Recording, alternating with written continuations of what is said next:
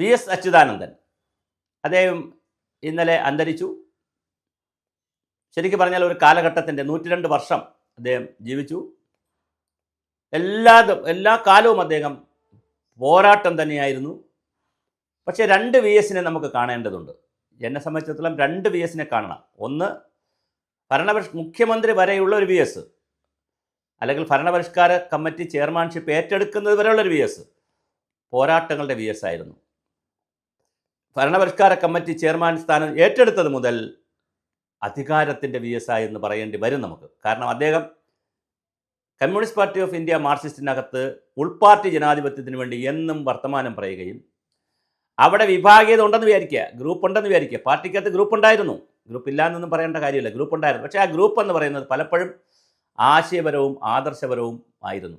ആ ഗ്രൂപ്പിൻ്റെ സന്തതികൾ തന്നെയാണ് ഡോക്ടർ തോമസ് ഐസക്ക്, എം.എ. ബേബി, ശിവദാസ മേനോൻ, എ.കെ. ബാലൻ. ഇന്ന് കേരളത്തിലെ ഏത് നേതാവിനെടുത്താലും ആ നേതാക്കളെല്ലാം, മഹാഭൂരിപക്ഷം നേതാക്കളും, കെ.എൻ. ബാലഗോപാൽ അടക്കമുള്ള, ഹരിലാൽ അടക്കമുള്ള ഏത് നേതാക്കളെടുത്താലും എല്ലാം വി എസ് പക്ഷക്കാരായിരുന്നു. കാരണം CIT പോലുള്ള സംവിധാനം, CIT പോലുള്ള ഈ തൊഴിലാളി സംഘടനകളാണ് കൂടുതലും നയനാരുടെ പക്ഷത്തൊക്കെ നിന്നത്. ബാക്കി DYFI, SFI, മറ്റ് എല്ലാ ആളുകളും, കാരണം ഇതിനകത്തൊരു ആശയപരമായി നിൽക്കുന്ന, വളരെ ആദർശപരമായി നിൽക്കുന്ന ഒരു നേതാവായിരുന്നു വി എസ് അച്യുതാനന്ദൻ. പക്ഷേ ഒരു കാലഘട്ടം കഴിഞ്ഞപ്പോൾ വി എസ് അച്യുതാനന്ദൻ്റെ കൂടെ നിന്ന് എല്ലാവരും അപ്പുറത്തേക്ക് പോകുന്നതാണ് നമ്മൾ കണ്ടത്. പിണറായി വിജയൻ കുറച്ചുപേരെ ഒഴിവാക്കി, കുറച്ചുപേരെ എടുത്തു, കുറച്ചുപേരെ സ്ഥാനം കൊടുത്തു, പല രൂപത്തിൽ ഒഴിവാക്കി. അവിടെയെല്ലാം വി എസ് വലിയ നിശബ്ദതയാണ് കാണിച്ചത്. അപ്പോൾ അങ്ങനെ ഒരു നിശബ്ദത കാണിക്കാതിരുന്നുവെങ്കിൽ ഒരുപക്ഷെ കമ്മ്യൂണിസ്റ്റ് പാർട്ടിയിൽ കുറച്ചുകൂടി ക്ലാരിറ്റിയും കുറച്ചുകൂടി പ്യൂരിഫിക്കേഷനും ഒക്കെ നടന്നേനെ. എന്തായാലും കർഷകരുടെ പ്രശ്നങ്ങൾ, വയനാട്ടിലെ പ്രശ്നങ്ങൾ, മുത്തങ്ങ പ്രശ്നം, വാഴ പിന്നെ വെട്ടിനിരത്തൽ പോലുള്ള, അതായത് നെൽകൃഷിക്ക് വേണ്ടിയിട്ടാണ് വെട്ടിനിരത്തുന്ന വാഴയെ. അപ്പോൾ അതിൻ്റെ വെട്ടിനിരത്തൽ രീതി ശരിയാണോ? പക്ഷേ അതിൻ്റെ ആശയം ശരിയാണ്. നെൽകൃഷി ചെയ്യണമെങ്കിൽ വാഴക്കൃഷി ഒഴിവാക്കണം. അപ്പോൾ ഏത് വിഷയമെടുത്താലും, ആറന്മുള വിമാനത്താവളത്തിൻ്റെ വിഷയമെടുത്താൽ, വയനാട് പനമരത്തിൽ വരുന്ന വിമാനത്താവളത്തിൻ്റെ വിഷയമെടുത്താൽ, അങ്ങനെ ഏത് വിഷയമെടുത്താലും അവിടെയെല്ലാം ആരുണ്ട്? നമ്മുടെ വി എസ് അച്യുതാനന്ദനുണ്ട്.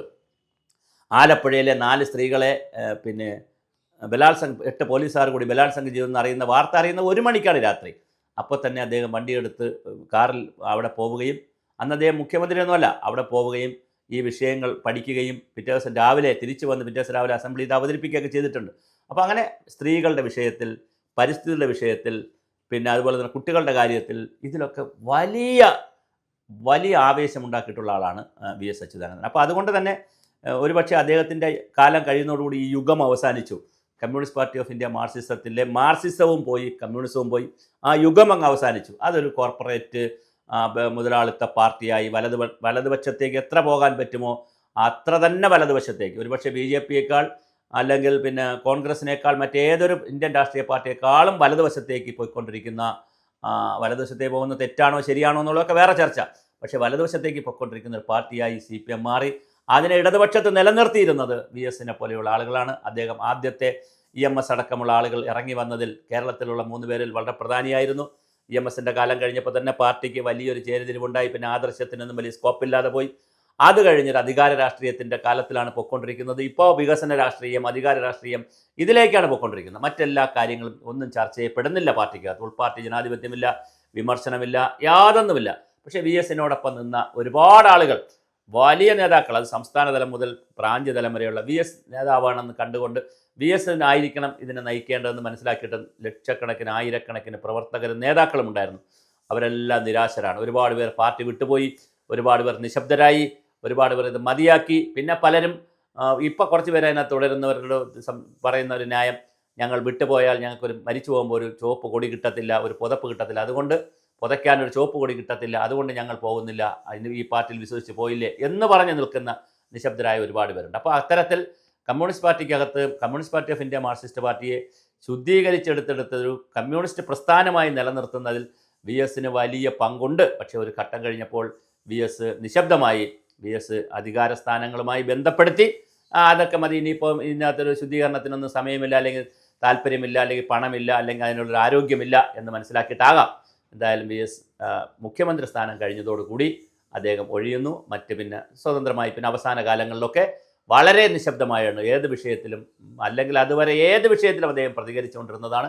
വി എസിൻ്റെ ഒരു പ്രതികരണം വന്നാൽ അതിന് വലിയ ചലനം കേരള രാഷ്ട്രീയത്തിൽ ഉണ്ടാകുമായിരുന്നു. പക്ഷേ അതിനുശേഷം VS പ്രതികരിച്ചില്ല. പിന്നെ അവസാനം അസുഖമായിട്ടാണ് മരിക്കുന്നത്. അതുപോലെ തന്നെ ടി.പി. ചന്ദ്രശേഖരൻ്റെ വധവുമായി ബന്ധപ്പെടുത്ത് KK രമയുടെ വീട്ടിൽ പോവുകയും അന്ന് നെയ്യാറ്റിൻകര തെരഞ്ഞെടുപ്പ് നടക്കുന്ന സമയമാണ്. സെൽവരാജ് രാജിവെച്ചിട്ട് ഉമ്മൻചാണ്ടി ഭരിക്കുന്ന നെയ്യാറ്റിൻകര തെരഞ്ഞെടുപ്പ് നടക്കുന്ന സമയമാണ്. ശരിക്കും ആ തെരഞ്ഞെടുപ്പ് സമയത്ത് ടി.പി. ചന്ദ്രശേഖരൻ്റെ വീട്ടിൽ പോയാൽ ഇടതുപക്ഷത്തിനും CPM-നും വലിയ നഷ്ടമുണ്ടാകും. അതൊന്നും കണക്കാക്കാതെ അവിടെ ടി.പി. ചന്ദ്രശേഖരൻ VS-ൻ്റെ വലിയ ആരാധകനായിരുന്നു, അവിടെ ചെല്ലുകയും ചെയ്തു. അപ്പോൾ VS-നെ സംബന്ധിച്ചിടത്തോളം അതൊരു യുഗമാണ്. അതൊരു ഇന്ന് കേരളത്തിൽ ആൻ്റണിയൊക്കെ പറയും പോലെ കേരളത്തിൽ നിന്ന് കാണുന്ന ഒരുപാട് കർഷക തൊഴിലാളികൾക്കും സ്ത്രീകൾക്കും അതുപോലെ തന്നെ കുട്ടികൾക്കുമൊക്കെ ഉള്ള വലിയ തോതിലുള്ള സഹായം കൊടുക്കുകയും സമര പോരാട്ടം നടത്തുകയും ചെയ്തിട്ടുള്ള ഒരു വ്യക്തി തന്നെയാണ്. സ്വതന്ത്ര കേരളത്തിൽ, അതായത് കേരളം രൂപപ്പെട്ടതിന് ശേഷം AKG കഴിഞ്ഞാൽ, അല്ലെങ്കിൽ EMS വേറൊരു ബൗദ്ധ്യതലത്തിലൊക്കെ നിൽക്കുന്നതാണ്. AKG കഴിഞ്ഞാൽ ഇത്രമാത്രം പാവപ്പെട്ടവരോട്, നിസ്വരായ ആളുകളോട്, നിശബ്ദരായ ആളുകളോട്, പ്രത്യേകിച്ച് പാർശ്വവൽക്കരിക്കപ്പെട്ടവരോട്, സ്ത്രീകളോട്, കുട്ടികളോട്, പരിസ്ഥിതിയോട്, മണ്ണിനോട്, വെള്ളത്തോടൊക്കെ ഇത്രയും ഐക്യദാർഢ്യം പ്രഖ്യാപിച്ചിരുന്ന നേതാവ് ഉണ്ടാവില്ല, ഇനി ഉണ്ടാവാനും സാധ്യതയില്ല. അതുകൊണ്ട് VS-ൻ്റെ യുഗം കഴിഞ്ഞു. അതുകൊണ്ട് രണ്ടും കഴിഞ്ഞു എന്ന് പറയുന്നതാണ് നല്ലത്. കമ്മ്യൂണിസ്റ്റ് പാർട്ടിയുടെ ഇടതുപക്ഷ സ്വഭാവവും ഇതോടുകൂടി നഷ്ടപ്പെട്ടു. ഇനി ഉണ്ടായി വരണം. അത് പിണറായിയുടെയൊക്കെ കാലം കഴിഞ്ഞ് ചിലപ്പോൾ പുതിയ രൂപത്തിൽ ഉണ്ടായി വരുമായിരിക്കും. തൽക്കാലം എന്തായാലും രണ്ടും കഴിഞ്ഞു. VS-ൻ്റെ കാലവും കഴിഞ്ഞു. പാർട്ടിയുടെ ആദർശാത്മക രാഷ്ട്രീയ ചിന്തകളും എന്നേ കഴിഞ്ഞു. പക്ഷേ ചിന്തകൾ പോലും ഇനി അതിനകത്തില്ല എന്നുള്ളതാണ്. അധികാര വികസന രാഷ്ട്രീയത്തിലേക്ക് ആണ് CPM സഞ്ചരിച്ചുകൊണ്ടിരിക്കുന്നത്. VS-നെ പോലെയുള്ള ആളുകൾ മരിച്ചുപോയത് അല്ലെങ്കിൽ അന്തരിച്ചത് സന്തോഷമാണെന്ന് കരുതുന്നവരുണ്ടാകാം. വാൽകഷ്ണമായി പറയാനുള്ളത്, സ്വരാജിൻ്റെ ഒരു ഫേസ്ബുക്ക് പോസ്റ്റ് കണ്ടു. സ്വരാജ് നേരത്തെ VS അച്യുതാനന്ദന് ക്യാപിറ്റൽ പണിഷ്മെൻറ്റ് കൊടുക്കണമെന്നും ഇദ്ദേഹത്തെ ശിക്ഷിക്കണമെന്നൊക്കെ പറഞ്ഞു എന്നുള്ള വലിയ വാർത്തകൾ വരുന്നത് പിന്നെ നിഷേധിച്ചു, എല്ലാവരും നിഷേധിച്ചു. പക്ഷേ സ്വരാജിന് 2 വാക്ക് 2 അക്ഷരം ഒരു സെൻറ്റൻസ് എഴുതാമായിരുന്നു. അദ്ദേഹം VS-ൻ്റെ ഒരു പടം ഇട്ടിട്ട് വെറും റെഡ് സല്യൂട്ട് എന്ന് മാത്രമേ അടിച്ചിട്ടുള്ളൂ. അത് കാണുമ്പോൾ ഒരുപാട് അർത്ഥതലങ്ങളുണ്ട്.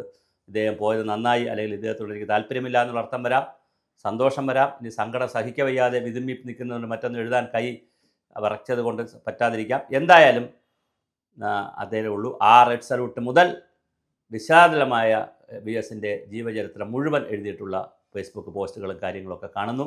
എന്തായാലും VS അച്യുതാനന്ദൻ എന്ന ആ ഒരു വലിയ ഒരു മരം പോയി. ഒരു ആൽമരം പോലത്തെ വളരെ വലിയ മരമാണ് പോയത്. ആഴത്തിലും പരപ്പിലും ആകാശത്തോളമൊക്കെ വളരുകയും ഉയരുകയും താഴേക്ക് ഒരുപാട് വേരുകൾ ഉണ്ടായിരുന്നു. അത് പോയി. ഇനി പകരം വയ്ക്കാൻ മറ്റൊരാളില്ല.